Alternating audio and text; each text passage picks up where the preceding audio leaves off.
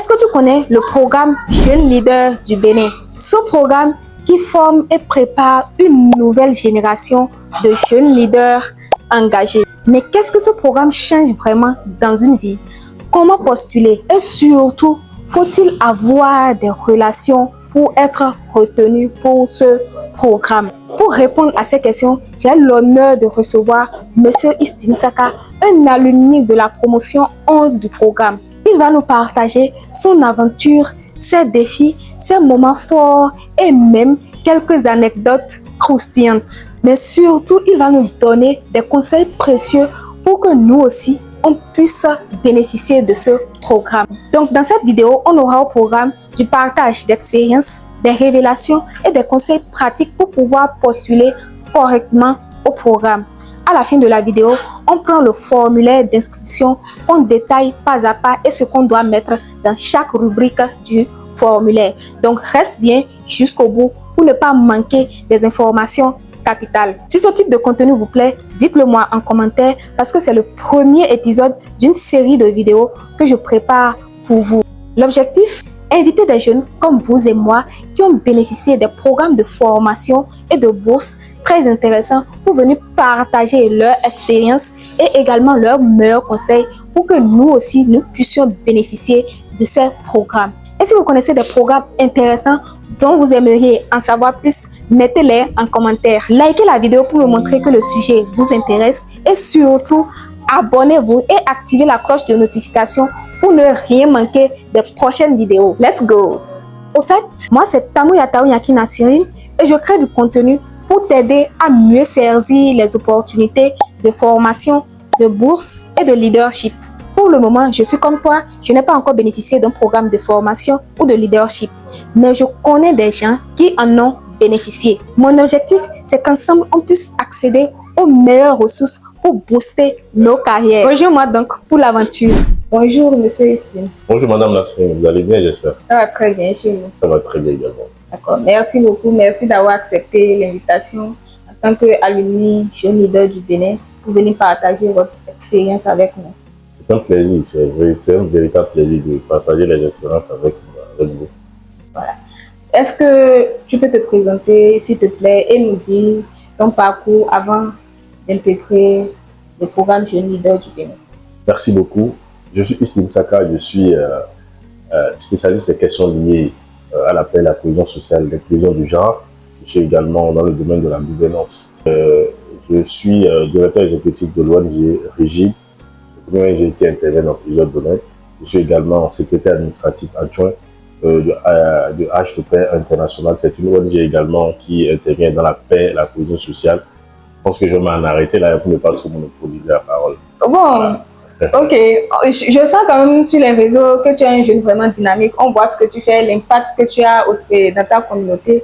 Et je voudrais que tu nous dises un peu c'est quoi le programme GLB d'abord et ce qui t'a motivé à postuler à ce programme. Merci beaucoup. Le programme GLB, c'est un programme de la Fondation Friedrich Ebert Stiftung qui est basé à Cotonou, qui depuis 2014 a commencé à former les jeunes dans le développement, le leadership, le développement personnel, les questions de l'employabilité des jeunes, les questions de l'engagement des jeunes, les questions de sécurité, l'économie et surtout l'histoire politique du Bénin. Quand on veut devenir leader d'une communauté, d'un pays, il faut d'abord connaître son histoire. Il faut d'abord connaître d'où on a quitté pour en arriver là. Donc, le programme Jeune Leader vous donne cette chance de connaître votre histoire politique, l'histoire politique du Bénin, également d'être formé dans le domaine du leadership et également d'être coaché dans plusieurs domaines, que ce soit le domaine du développement personnel, tout ceci. C'est une formation qui se déroule en 6 mois. Ça fait 6 sessions. Il y a la première session, la deuxième session. La première session qui parle de l'histoire politique du Bénin. La deuxième session qui parle de l'État et le citoyen. La troisième session qui parle de l'économie béninoise. La quatrième session qui est la session la plus longue, qui parle bien sûr de l'employabilité des jeunes. Et la cinquième section qui parle de l'aspect sécuritaire. Vous savez que depuis un bon moment, notre pays, le Bénin, est malheureusement secoué par des terrorismes. Donc, du coup, on parle de ça pour voir qu'est-ce que les jeunes peuvent faire, quelles sont les mesures sécuritaires que le Bénin a pris comme riposte pour pouvoir parer à tous ces événements que nous voyons. La 6e session, c'est la session de la visite des institutions. Ok. Là, on vous donne l'opportunité d'aller visiter les institutions, d'aller voir les présidents des institutions pour parler avec eux, leur poser la question pour savoir comment fonctionnent leurs institutions, quels sont les défis à relever et quelles sont les difficultés qu'ils rencontrent pour le bon fonctionnement de l'entreprise et oui. Comment ils arrivent à gérer. Voilà, c'est un peu ça. Bon. Et le deuxième volet de la question, c'est qu'est-ce qui a motivé la participation à ce programme? Vous l'avez dit que vous avez remarqué que je suis un jeune dynamique, bien sûr. J'essaie quand même, j'ai envie d'impacter ma communauté de façon positive. Parce que je sais très bien qu'il y a les mots qui minent le développement de ma communauté. Et donc, je me suis dit, si je vais à ce programme, c'est très important, les prérequis que j'aurai me permettront de défendre les acquis de ma communauté, de parler de la paix et de la cohésion sociale, de voir quelles sont les réalités que vivent les populations béninoises et qu'est-ce que moi je peux apporter par rapport, et quelles sont les solutions que moi je peux apporter par rapport à ces problèmes. Donc c'est ça qui m'a vraiment motivé à postuler à ce programme qui, jadis, est le meilleur programme de leadership au Bénin ici. Wow, très intéressant. Et comment se passe la sélection pour être retenu en tant que jeune leader du Bénin? Alors, je vais d'abord commencer par vous dire que la sélection est très rude. Ce n'est pas un jeu d'enfant. Ouais. Parce que nous, quand on était... Et il faut dire que nous avons la chance quand on était vraiment... Quand la promotion passée, il y avait plus de 593 personnes qui ont déposé leur dossier. Wow. Et il y a 50 entretiens et 20 personnes qui ont été retenues au finish. Donc, vous imaginez que vraiment, au-delà du mérite, c'est également une chance. Oui, c'est ça. Donc, comment ça se passe? C'est souvent en février, on lance la cohorte. Oui. Lorsqu'on lance la cohorte, vous postulez. Il y a déjà un formulaire que vous devez remplir. Avec un Google Forms que vous devez remplir. Et dans le formulaire, on pose certaines questions pour que les gens puissent vous identifier, pour que les gens puissent voir ce que vous faites dans votre communauté, quelles sont les actions que vous menez. Également, qu'est-ce qui vous pousse à postuler. Donc, après ça, lorsqu'on reprend, je pense qu'on vous envoie des mails si vous avez été retenu. Un mois après, on vous envoie des mails, ça dit le mois leur permet de faire l'étude des dossiers qui ont été reçus. Et ils vont vous écrire un mail pour vous dire que vous avez été présélectionné. Dans le cas contraire, vous n'avez pas été sélectionné, on vous invite à aller à retenter votre chance l'année prochaine. Donc du coup, maintenant, lorsque c'est fait, on vous donne une date. On vous appelle pour vous dire, bon voilà, choisissez une date à laquelle vous devez vous présenter au siège de la FES pour que vous puissiez passer à l'entretien. Donc moi, j'ai choisi un jeudi. J'ai choisi la date, l'heure. Mais il faut que vous soyez à l'heure. Oui, évidemment. Naturellement. En tant que leader, tu ne dois pas être en retard. Donc, vous choisissez l'heure. Lorsque vous choisissez l'heure maintenant, vous venez au cours des questions sur beaucoup de choses, l'actualité politique nationale, internationale, même tout ce qui se passe dans le pays, vous devez être au courant. C'est justement la raison pour laquelle il faut être à l'affût de l'information. Parce qu'on dit qu'il y a l'information, le pouvoir. Ouais. Donc, si éventuellement vous êtes là, vous ne faites rien, vous dites que bon voilà, la politique ne me concerne pas. Ouais. Mais vous dites que la politique ne vous concerne pas. Vous voulez, ça vous impacte, oui, ça impacte les vies. Parce que tout ce que nous faisons, c'est la politique. Et ce que les gens oublient, la FES, c'est un parti politique social, libéral de l'Allemagne. Ok. Donc, vous voyez, donc, tout ce que nous faisons, c'est la politique. Quand même, ça peut aider les jeunes à pouvoir savoir ce que c'est la politique. Lorsque vous faites ça maintenant, l'entretien, lorsque vous avez été retenu, on vous envoie le mail pour dire que félicitations, vous avez été retenu. Maintenant, on vous dit, si c'est que vous avez été retenu et vous êtes d'accord, il y a forcément un formulaire qu'on vous envoie, une fiche d'engagement que vous devez signer, scanner et envoyer. Et là, on vous donne le rendez-vous pour la première session qui se déroule en mai suivant. Dans le formulaire, vous avez la chance d'être... bon, ce n'est pas la chance quand même. Vous avez le choix d'être recommandé par un parti politique, une organisation de la société civile, un secteur privé, etc. Donc, moi, je suis parti avec un parti politique, les démocrates. Donc, j'ai été recommandé par le président démocrate, le docteur Boni Yaye. Okay. Donc, c'est un peu ça. Ok. Et comment se passe la formation? La formation, c'est d'abord, il faut dire que ça se passe dans une ambiance, mon enfant, dans une ambiance de convivialité. D'abord, ce qui m'a plu, moi, les responsables n'ont pas dit que je suis responsable, je dois être dur. Non, ils sont restés gentils, fermes, avec nous, humbles. La formation, comme je l'ai dit, ça se déroule sur 6 mois. il y a la première session que nous, on a fait. Je prends par exemple mon cas, la première session, nous, on a fait, il y a d'abord, comment dirais-je, c'est l'histoire politique du Bénin, là où il y a des experts, des ministres, des chefs d'entreprise et des directeurs de cabinet qui sont venus nous former. Okay. Ce sont des experts, des consultants qui sont venus nous former. Ce ne sont pas des personnes qu'on retrouve comme ça. Ce sont des personnes très rares, des personnes que nous voyons à la télé. C'est pourquoi le programme est très compétitif. Ce sont des personnes qui vous parlent vraiment de ce qui se passe. C'est là que vous pouvez toucher du doigt ce qui se passe. Okay. Donc, il y a, lorsque vous venez, on fait la conférence inaugurale. Et là, on invite tous les GLB qui étaient là, les anciens GLB viennent. Et puis, bon, il y a de la politique, tout ce qui se passe, voilà. Et après ça, le lendemain, on commence maintenant la formation proprement dite. Après, on vous appelle, vous finissez, souvent on finit le vendredi. Et si c'est que vous venez de très loin, vous allez prendre l'hôtel. Il y a l'hôtel qui est bien là. Vous allez prendre l'hôtel, vous venez de très loin. Le vendredi, le samedi, vous finissez, vous partez. Le samedi, vous devez libérer l'hôtel à midi. Je ne sais pas si les prévisions sont importantes. Oui, c'est important. Voilà, donc, il faut, parce que ça montre qu'il faut être disponible. Naturellement. Pour être bénéficiaire du programme. Même dans la case, même dans le formulaire, je pense qu'il y a. Oui, il y a une partie où on demande où il faut préciser la disponibilité pendant la période de formation. Parce que si vous êtes indisponible, ça permet aux autres de ne pas pouvoir profiter. Voilà. Vous barrez aux autres, donc du coup, c'est ça. Et bon, mais c'était très bien parce que je me suis senti en famille d'abord. Okay. Je me suis senti en famille. Des personnes qu'on ne connaît pas, des personnes qui viennent de tous les horizons, de toutes les régions, de toutes les contrées du Bénin, on s'associe ensemble, on travaille en groupe. C'est vraiment super. Ça crée un lien. Ça crée un lien fort. Mais jusqu'à maintenant, on garde les liens. Parce que quand on est leader, on ne se renferme pas dans sa bulle. On essaie de connaître également d'autres horizons. On ne dit pas que, bon, voilà, on doit faire la ségrégation, la discrimination, la salle. Non. Tout ça là est banni. D'abord, même dans l'engagement, il y a déjà tout ceci. Donc voilà, c'est un peu ça. Et vous arrivez à la formation. Nous, par exemple, on a fait la première formation à Cotonou, à la fondation, au siège de la fondation. La deuxième formation, nous l'avons faite à Boycon. Okay. Là, on parle de l'État et le citoyen. Okay. La deuxième formation, la troisième formation, on l'a faite à Cotonou. On a parlé de l'économie. Et là, il y a le directeur de l'économie qui est venu nous former.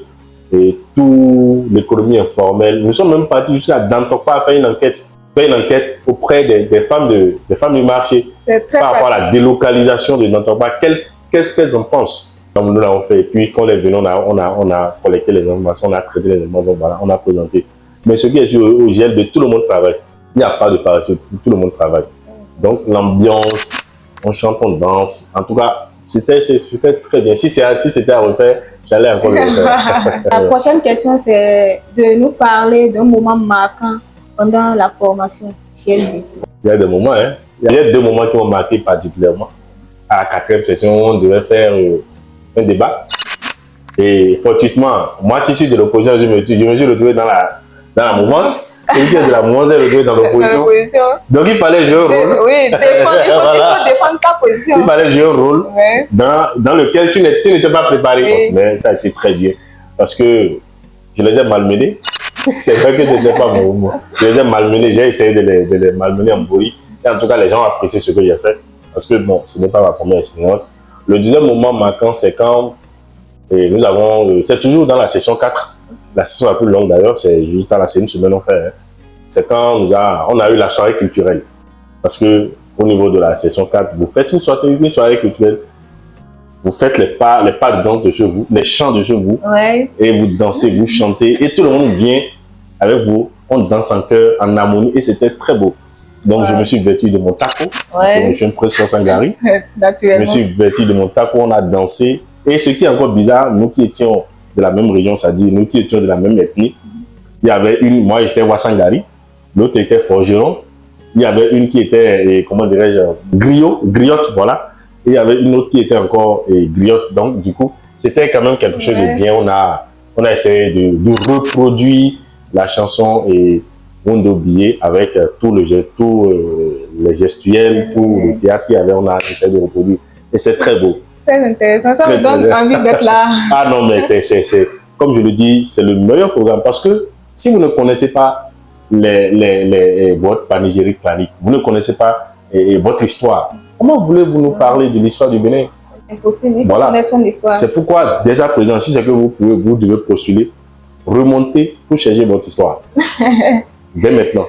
Okay. Voilà, donc c'est un peu ça. Il faut noter que dans la suite de la vidéo, on va parcourir le formulaire et poser quelques questions d'incompréhension. Il n'y a pas de Parce souci. qu'il y a des questions que je n'ai pas compris. Je vais poser, peut-être que ça va aider les autres. Quel a été l'impact du programme sur ton développement personnel et professionnel?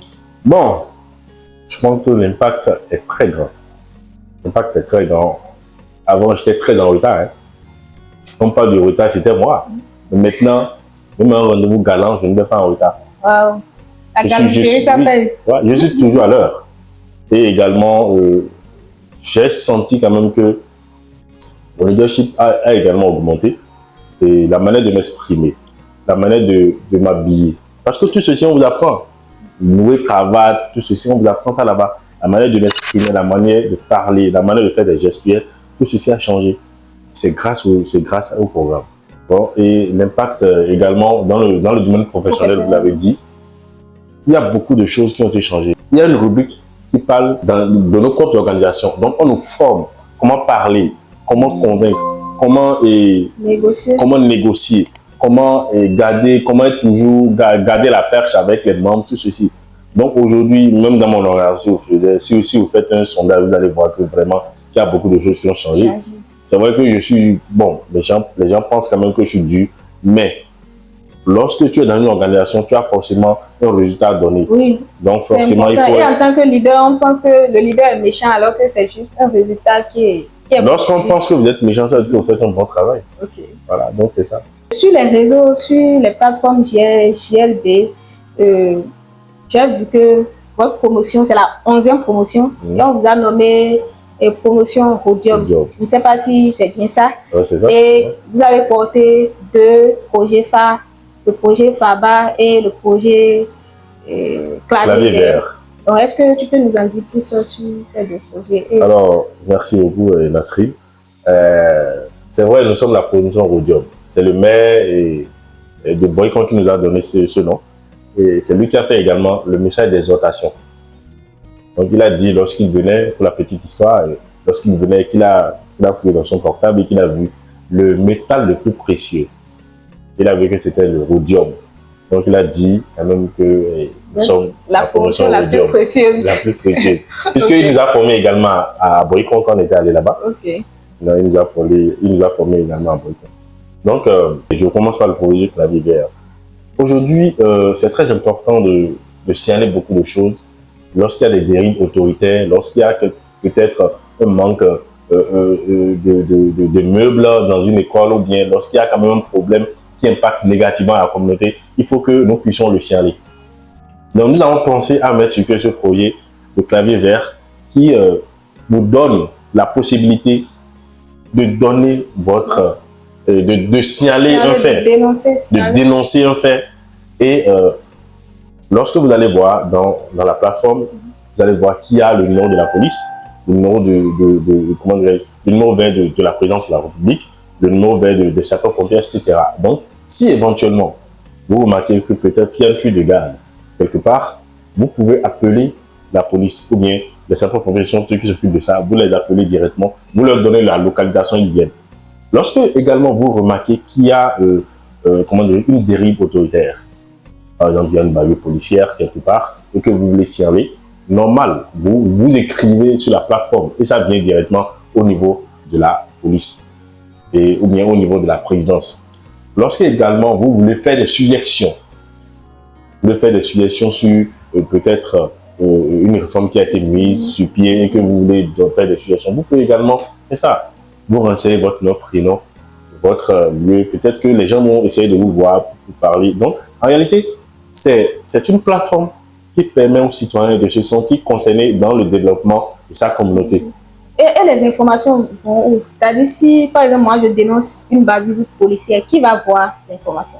C'est ce que je vous ai dit. Il y a, comment dirais-je, il y a le numéro vert de la police républicaine. Okay. Il y a également le numéro de la présidence. Donc, tout ceci, on les a associés pour qu'ils puissent voir ce qui se passe. Okay. Parce qu'à eux tous, c'est vrai qu'il y a, il y a les numéros verts, il y a une plateforme où dénoncer. Mais ça ne peut pas suffire. Ça ne peut pas suffire. Donc, du coup, on a décidé quand même de créer ceci pour permettre aux citoyens, même qui a Tchoumi, de pouvoir également dire et dénoncer des choses. Lorsque je vais directement dans le projet FABA, vous savez que maintenant, malheureusement, dans nos communautés, avec l'avènement de la technologie des smartphones, des Android, lorsqu'il y a un accident qui se pose, directement, c'est de prendre son portable, les gens se reflèchent pour filmer directement. Au lieu de sauver les victimes. Donc, nous avons décidé que nous pouvons quand même former les jeunes du bas âge, jeunes d'un certain âge, et également des jeunes du collège pour leur apprendre comment sauver des personnes. Les premiers gestes sont très, très importants. Donc, on leur a appris, on a même fait une immersion dans le CEG de Ribocito, là où nous avons formé des jeunes. On leur a appris comment sauver des gens, quelle est la position sur laquelle, lorsqu'une personne fait un accident, quelle est la position sur laquelle on peut le mettre pour que le sang ne puisse pas s'écouler, pour qu'il n'y ait pas une hémorragie interne, etc. Donc, maintenant, ils sont très outillés. Vous allez voir, lorsque nous allons commencer, lorsque ça va prendre, les gens ne vont plus encore... Parce que nous avons profité également pour les sensibiliser par rapport, à ce phénomène malheureux que nous observons malheureusement, qui, lorsque quelqu'un fait un accident, on est pressé de mettre sur les réseaux sociaux, tout ceci. On les a sensibilisés par rapport à ça.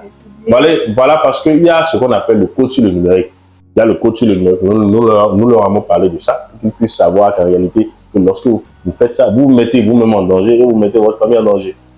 Donc, bientôt, nous allons commencer. Nous allons étendre cette formation dans plusieurs lycées et collèges. Et les jeunes sauront maintenant comment sauver des gens, quelle est la position dans laquelle on peut mettre des personnes qui ont été victimes d'accidents, et également quels sont les premiers secours, quel est le premier numéro à appeler pour qu'ils puissent être sauvés. Donc, en réalité, ce sont ces deux projets qu'on a initiés.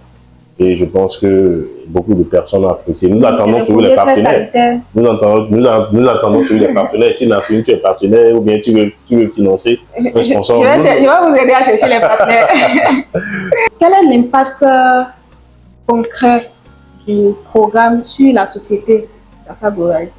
Je pense que l'impact, comme vous l'avez dit précédemment, il est très très grand. Il est quantifiable. Parce que ça nous permet d'avoir un très vaste réseau de jeunes.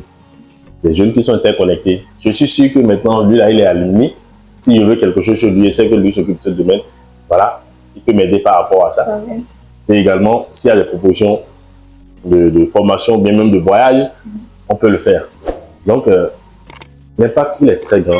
Et ça nous permet également d'avoir des jeunes qui sont outillés, d'avoir des jeunes qui ne feront plus la politique comme nous voyons que les gens le font.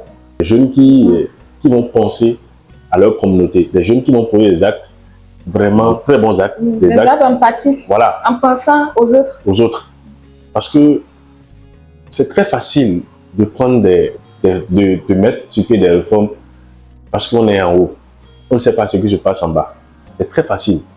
Mais lorsque vous êtes formé, lorsque vous arrivez au programme GLB, on vous forme de telle sorte que vous devez savoir tout ce qui se passe même en bas, tout ce qui se passe même dans nos différentes communautés.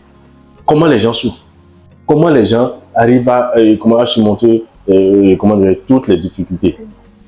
Donc, si c'est que vous le saviez, lorsque vous allez devenir peut-être ministre-président, c'est sûr que vous allez prendre des mesures et en fonction de ce que les gens vivent. Vous ne serez pas là à prendre une décision parce que vous êtes déjà en haut.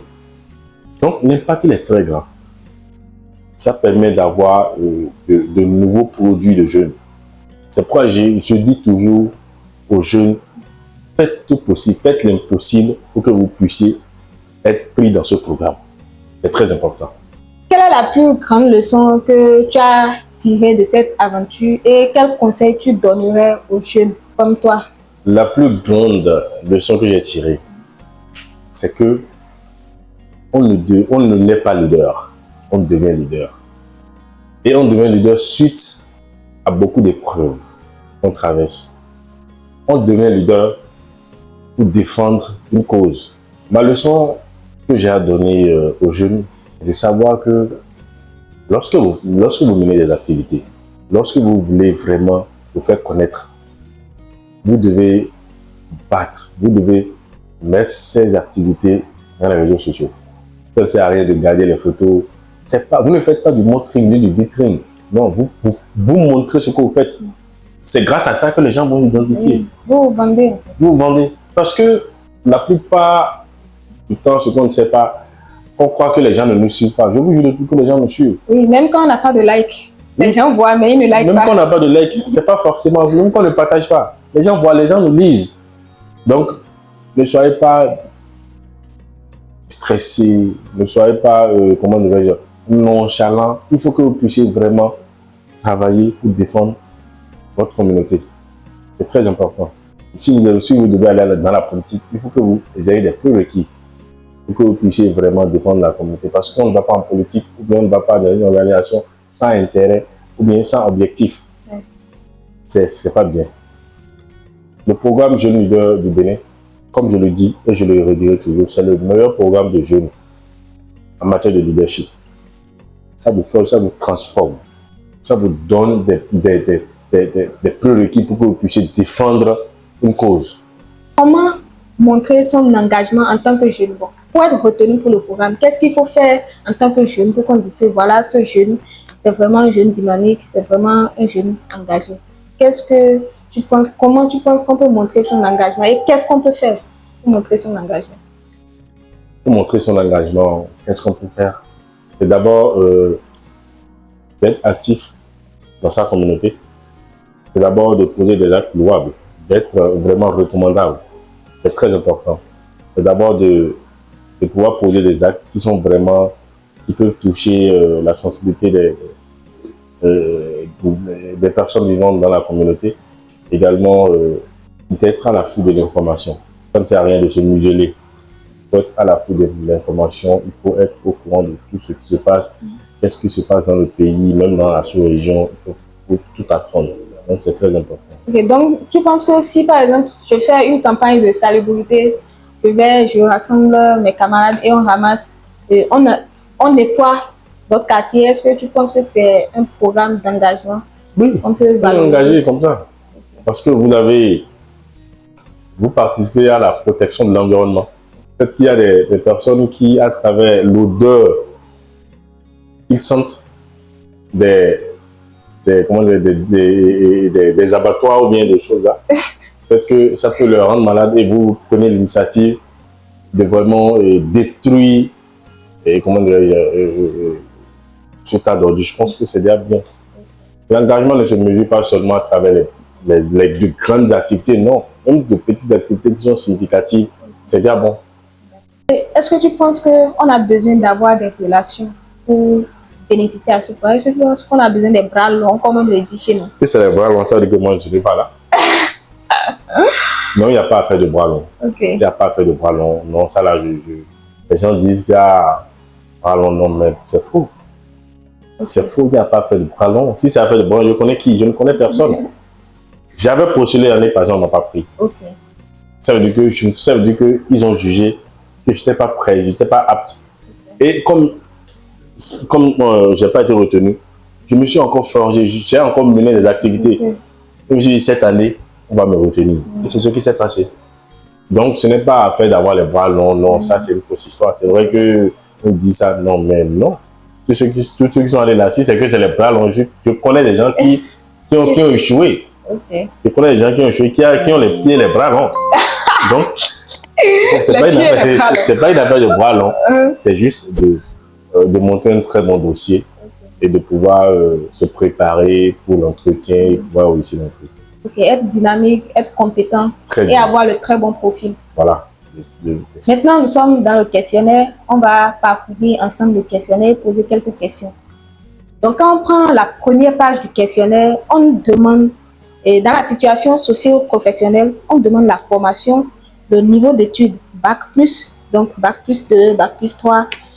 Et quand on prend la deuxième page du formulaire, on a également un tableau où on dit formation. Et dans ce tableau, on demande période de la formation, domaine de la formation, établissement et diplôme obtenu. est-ce que c'est la même chose on met? Parce que j'ai l'impression que les questions se répètent. Non, mais là, on demande formation dans le tableau. Vous devez mettre les formations que vous avez faites, ça dit master, terminal, bac, vous devez tout mettre. Et, par exemple, si c'est que vous avez une formation en agronomie, vous mettez une formation en agronomie de domaine. Vous voyez, ils ont dit. Donc, l'établissement que vous avez obtenu, c'est certainement l'université. Okay. Et donc, si c'est que le bac, vous l'avez obtenu la série D, vous mettez tout ceci. C'est un peu ça. Donc, au niveau de la première page, on met juste le diplôme, le dernier diplôme, c'est ça? Oui, c'est ça. Okay. Mais il faut toujours commencer par le dernier diplôme. Ok. Mais donc, dans le tableau, si on veut remplir le tableau, c'est que c'est le dernier diplôme. Oui. Par exemple, moi, j'ai le master. Oui. Je commence par le master d'abord.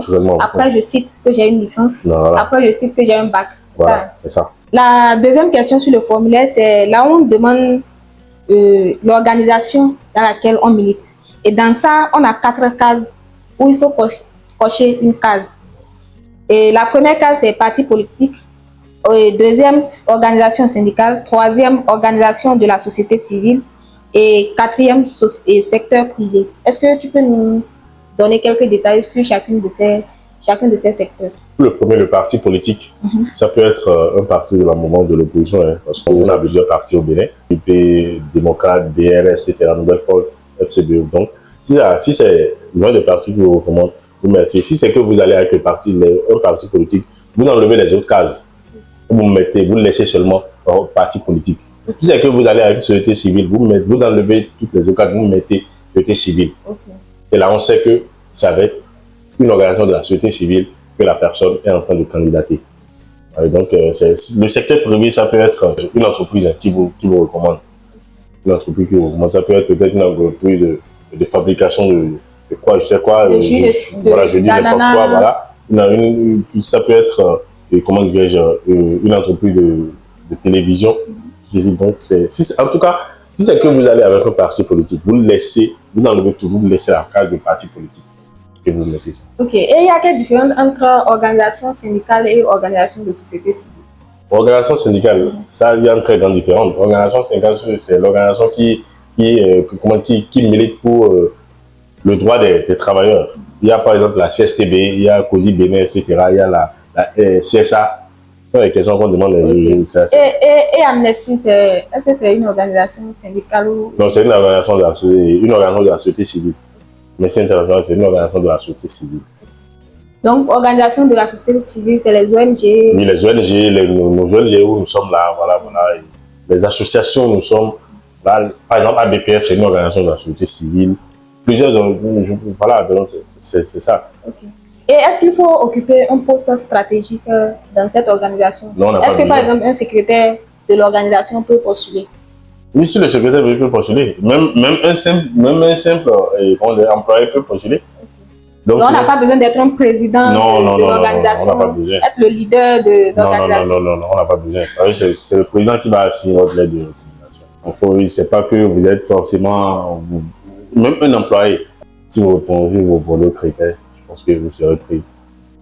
La partie engagement sociaux ou politique et la partie activisme civique et social. Quelle différence on fait là? Parce que quand moi je crois que je vais remplir la partie engagement social, je me dis que je vais mettre, c'est la même chose que je vais mettre dans la partie activisme civique. Donc je n'arrive pas à faire la différence. C'est la même chose. En fait, c'est que engagement social, ils ont le civique et politique.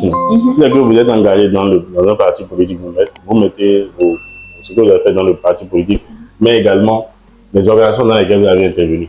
Comme engagement social, si par exemple vous êtes directeur exécutif d'une ONG, vous mettez. Si par exemple vous avez été secrétaire général d'une organisation, vous mettez. Ainsi de suite. Si vous êtes militant, vous mettez. Vous comprenez? Si c'est que par exemple dans un parti politique, vous êtes responsable de la jeunesse, vous mettez également le droit de la jeunesse dans un parti politique. Donc je pense que c'est la même chose. Hein. Juste, il faut essayer de faire la nuance qu'en réalité, lorsque un parti politique, c'est typiquement les choses de parti politique, mais vous devez également mettre les engagements sur ce que vous avez fait. Si, par exemple, moi, j'ai été dans plusieurs organisations, j'ai mis tout. Et les postes que j'ai occupés. C'est ça. Donc, on tend vers la fin de l'entretien. Merci. Et je vais poser quelques questions rapidement. 3 questions auxquelles tu vas répondre très rapidement. Un mot qui définit ton expérience dans le programme. Extraordinaire. L'exercice qui t'a le plus challengé? Le débat télévisuel. Vu qu'on t'a formé pour être un leader, un jeune leader, si tu deviens président de la République aujourd'hui, quelle est la première décision que tu vas prendre? Ah, ça, c'est une très grande question. Il faut d'abord que je devienne président pour savoir. Non, au moins, tu as des idées, tu as quand même une petite idée, tu as quand même une frustration où tu te dis, bon, je vois une inégalité, par exemple, dans telle chose, et si je deviens président, je pense que mes premières actions, ça serait dans ce sens. Bon, vous savez, au fur et à mesure que les présidents se succèdent, il y a des différents problèmes qu'ils essaient de résoudre. Peut-être que moi, mon prédécesseur, peut-être qu'il ne va pas résoudre un problème et moi, je vais essayer de résoudre. De toutes les façons, moi, la première chose que je vais faire, c'est de donner le pouvoir aux jeunes pour qu'ils puissent faire leurs preuves. Voilà, Donner la chance aux jeunes. parce que je crois en cette jeunesse qui a envie de grandir, qui a envie de vraiment travailler, qui a envie de changer les choses. Je crois au dynamisme de la jeunesse. J'ai confiance en eux, en nous. Nous sommes à la fin de l'interview. Quel serait ton dernier mot? Mon dernier mot, c'est d'abord de te remercier. Et je vois tout ce que tu fais sur ta page. C'est extraordinaire. Merci. Et j'appelle tout le monde à se connecter, à s'abonner à sa page. Merci. Elle donne de très bonnes informations. Et déjà, ce qu'elle fait pour la jeunesse, c'est salutaire. Donc, je te dis merci et je t'encourage à continuer sur cette lancée. Merci beaucoup. Merci d'avoir accepté. Voilà, et pour moi, c'est un plaisir de pouvoir parler du programme auquel j'ai suivi pour que je puisse donner mes explications, mes expériences pour que les gens qui ont envie de postuler le postulent. Mais je pense quand même que vous avez intérêt à postuler. Je ne cesserai de le dire, c'est le meilleur programme de leadership. Le leadership au Bénin. J'ai déjà retenu la phrase. Donc, alors, et ce programme, c'est pour vous. Il n'y a pas affaire de bras longs. Il n'y a pas une affaire de je connais quelqu'un. Lorsque votre dossier est bon, lorsque vous montez un très bon dossier, vous serez pris. Lorsque vous êtes convaincant, vous serez pris. Parce que ce ne sont que la crème de la crème que les gens prennent dans ce programme. Lorsque vous allez regarder les 20 personnes qui ont précédé, ce n'est pas des gens qui sont de petites personnes. Si ces 20 personnes ont pu participer à ce programme, ont eu la chance, c'est que vous-même, vous pouvez avoir la chance. Ne vous sous-estimez pas. Moi, je vois les gens qui disent, est-ce que je peux, est-ce que je peux? Mais tu peux. Il ne faut pas croire que si on te refuse, c'est fini, tu n'as pas le profil. Non. Continue à postuler. Moi, c'est ma deuxième fois que j'ai postulé. Je connais des gens qui ont postulé 4 fois avant d'être pris. Waouh, très endurant. Pourquoi pas vous? Si vous voulez vraiment impacter votre communauté, vous voulez changer les problèmes qui minent votre communauté, vous voulez être des cadres de demain pour pouvoir amener le Bénin très loin, assurer le développement du Bénin, vous avez intérêt à postuler. Merci. Voilà, si cette vidéo t'a plu, je suis sûre que tu vas apprécier ces 2 vidéos où je t'apprends pas à pas comment rédiger un CV. Et surtout, n'oublie pas de me dire en commentaire des programmes dont tu aimerais qu'on discute sur cette chaîne. On se dit à la prochaine vidéo. Bye bye!